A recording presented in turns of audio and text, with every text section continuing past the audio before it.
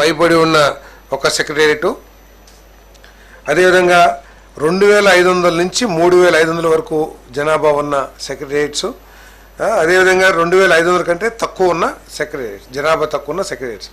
ఈ 3 సెక్రటేరియట్స్ని ఏర్పాటు చేసి 2500 కంటే తక్కువ ఉన్న జనాభాలో 6గురిని, 2500 నుంచి 3500 వరకు ఉన్న జనాభా ఉన్న సెక్రటేరియట్స్లో 7 మందిని, 3500 పైబడి ఉంటే 8 మందిని ఈ ఆల్రెడీ అపాయింట్ అయిన వారందరినీ కూడా కేటాయించడం జరిగిందని చెప్పేసి మనం చేస్తా ఉన్నాను.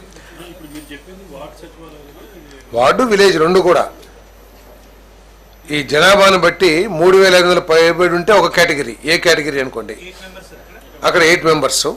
2500 నుంచి 3500 వరకు ఉంటే బి కేటగిరీ, అక్కడ 7 మందికి.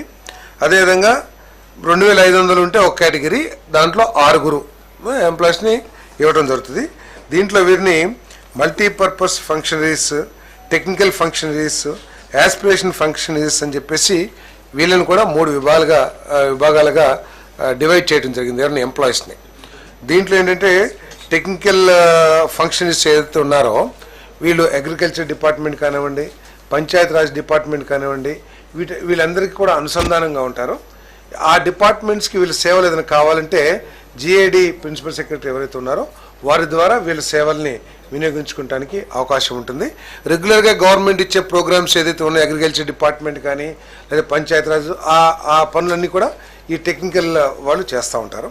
అదేవిధంగా వీళ్ళకి హెడ్స్గా గ్రామ సచివాలయాలు అయితేనేమో పంచాయతీ సెక్రటరీ హెడ్గా ఉంటాడు.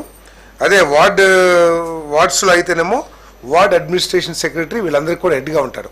దీంట్లో ఏంటంటే ఇప్పుడు ప్రస్తుతం ఉన్న సిస్టంలో ఎవరు హెడ్డింగ్ ఆ మొత్తం 10 మందికి హెడ్ అనేది ఒక నిబంధన లేకుండా ఉండటం మూలంగా వార్డ్ సెక్రటేరియట్ ఏమో వార్డు సచివాలయంలో, పంచాయతీ సెక్రటరీ ఏమో విలేజ్ సెక్రటేరియట్లో హెడ్గా ఉంటారని చెప్పేసి మనం చేస్తాము. ఇదంతా ఏంటంటే ఎఫెక్టివ్గా రేషనలైజ్ చేసి ప్రజలకు ఇంకా మెరుగైన సేవలు అందించడం కోసం ఈ నిర్ణయం తీసుకోబడిందని చెప్పేసి మనం చేస్తాం. నేను మరి ఏదైతే యాస్పిరేషనల్ ఫంక్షన్ ఇస్తున్నారో ప్రభుత్వం సాంకేతికంగా అనేక విధానాలని అమల్లోకి తీసుకొస్తూ ఉంది.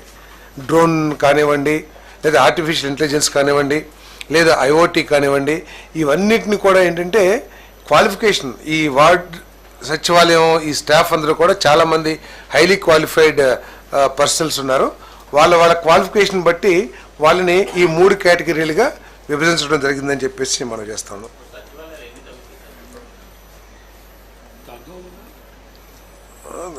కొంచెం తగ్గుతాయి అనుకుంటాను, కరెక్ట్ ఫిగర్ లేదు. సర్ప్లస్ అయిన వాళ్ళని మళ్ళీ వేరే డిపార్ట్మెంట్స్లో వాళ్ళ క్వాలిఫికేషన్ కానీ వాటిని చూసి వేరే డిపార్ట్మెంట్స్లో యూటిలైజ్ చేసుకుంటాం జరుగుతుంది సర్ప్లస్ ఉంటే కనుక.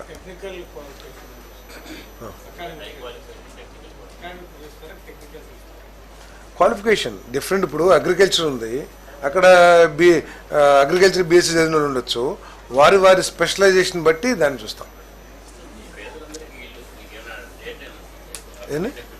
లేదు, దీనికోసం నిబంధనల్ని పొందుపరిచారు.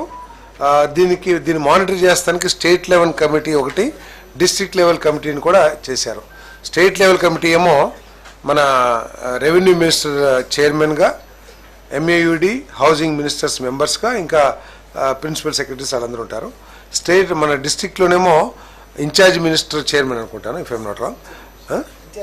ఇన్ఛార్జ్ మినిస్టర్ చైర్మన్గా కలెక్టరు, తర్వాత ప్రజాప్రతినిధులు అందరూ కూడా దాంట్లో సభ్యులుగా ఉంటారు. ఇవన్నీ కూడా నిబంధనలు ఇవన్నీ కూడా పరిశీలించడానికి వీటన్నిటికి కూడా వాళ్ళ మానిటరింగ్లో జరుగుతుంది.